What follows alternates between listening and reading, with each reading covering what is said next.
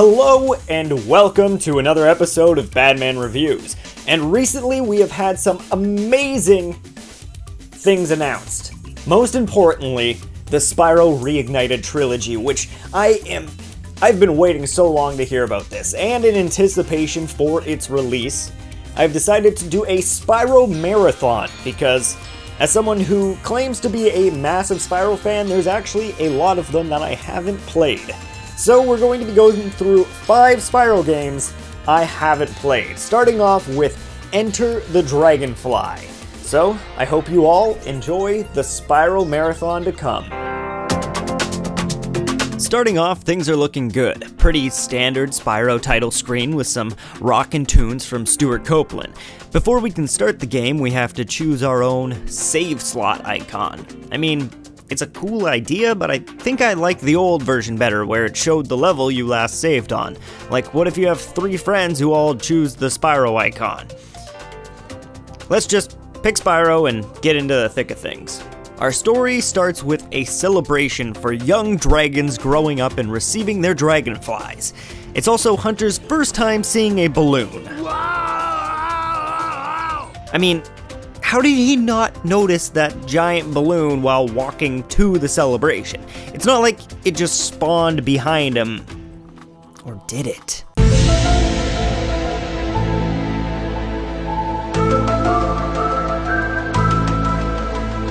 And while we're on this still shot, let's talk about the characters' animations. Oh my god. What is wrong with everyone? They all look like deformed clones to their former selves. Like, correct me if I'm wrong, but isn't this supposed to be next-gen graphics? It's like they just went crazy with the morph feature in their program to make them talk. To prove my point, I need to talk about this first. Ripto's back and he's stealing all of the dragonflies. That's right, Mr. Burned Alive in a Pit of Lava is back at it again. I guess since he's kind of a lizard dragon thing, maybe he could survive that, but I'm just gonna assume he survived through the sheer love and willpower of the fanbase. Now that you know Ripto's back, I can point something out. Look at his mouth. Who has ever thought that this is how mouths work? Out of all of the horrible animations in this game, Ripto talking is for sure the worst thing I've ever seen. Back on track though, Ripto uses his magic to steal all of the dragonflies, but ends up screwing up and just randomly placing them all over the world. But wait, we don't have Sparks, and now it's our job to go out on an adventure and find them. This should be interesting to see how they handle a Spyro game without Sparks to be your health indicator. Never mind, he's just here, like, right around the corner, because let's just ruin a decent storyline. Well, time to actually play the game, and I mean, from just looking at the overworld, things look alright. I guess until the frames start dropping like crazy. I don't know if it's just the GameCube version I'm playing on or what, but the frame rate is just absolutely unforgivable at times, dropping to what seems like 12 frames per second. Heading into our first level though, it's also a bit disappointing. What is this? A rock? What happened to our magical portal? You replaced a giant magical door to a different realm with a rock. Great choice. Levels are also horribly underwhelming to say the least. These feel more like badly designed fan levels than anything. Now what I mean by this is way too many giant open spaces with collectibles just kind of scattered everywhere with no merit or means. The other issue is every level's pretty much exactly the same, as a giant ring with almost 0 branching paths and a bunch of portals thrown into very badly made minigames. But we'll get to that in a minute. Why do we have these portals? All the prior Spyros had their minigames built into the levels for the most part, or had them as separate levels specifically, like the Dragon Speedways. I also found myself in the first few levels not knowing what the main portal and bonus portals were, so I ended up leaving the first level by accident before I even finished grabbing everything, which was a pain in the butt. Another huge issue I ran into while playing was glitches. So many glitches. This game is filled with them. If it's Spyro losing his walking animation, getting stuck in conversations, getting stuck in charging animations, whole segments of levels just disappearing. And this didn't happen to me just once, it happened twice. How does something like that get past playtesting? It's pretty easy to replicate. Just walk around the level and it'll probably happen to you. Well, I've been raging on the game for a bit now, so maybe it's time to break it up a bit and throw in some good points. I really love the idea of having multiple different versions of Fire Breath. I mean, the Bubble Breath is pretty useless through the whole game besides catching dragonflies, and even then it's pretty finicky.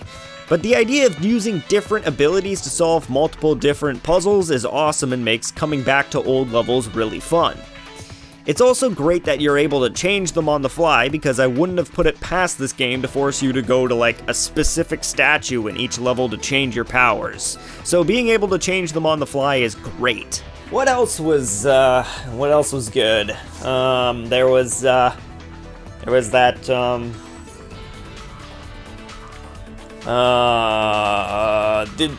the aspect ratio. There's an option in the menu that lets you play in widescreen or standard def. That was nice, I guess. Yeah. I really want to like this game, but it's making it really hard. Sound effects just don't work half the time. Sound totally off from what you're doing and just ripped from other Spyro games. Like, these pigs are just the doctor. It's kinda sad. They also modeled all of these characters and didn't even use them. Hunter's probably the only character that shows up more than once from the starting cutscene. Bianca never shows up. Ripto appears in one more cutscene and then in his bad final boss fight. Gulp and Crush as well never appear in the game as bosses or anything. They just show up in 2 cutscenes and that's it.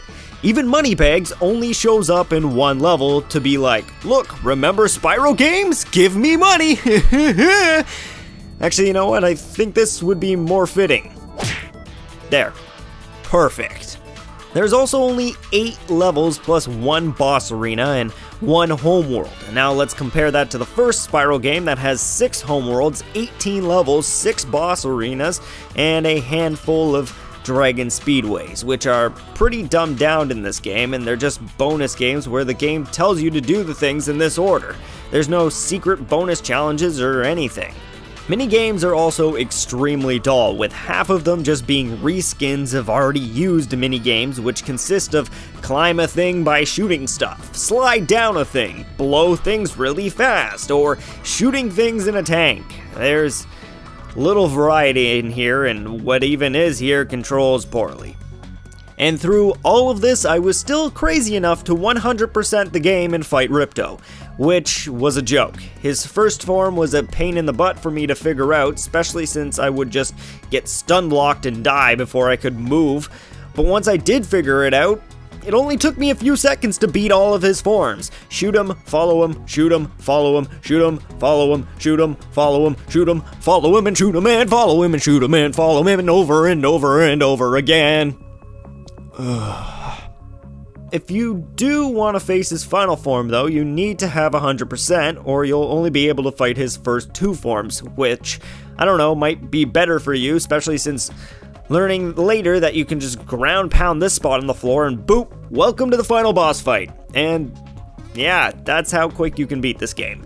The speedrun world record for this game at the moment is 1 minute and 7 seconds. Yeah. Well, it's finally over with. I came into the game really wanting to enjoy it and give it the benefit of the doubt, but between the boring level design, glitches, and horrible frame rate, there's just no way I could ever find myself wanting to play this game again. Oh, and look, the cherry on top. A horribly deformed Sparx after the credits, with a horrible ending to a horrible game. Let's just say, I'm happy that I've done this game, which is kind of upsetting, and I'm also happy that I'll hopefully never have to play it again.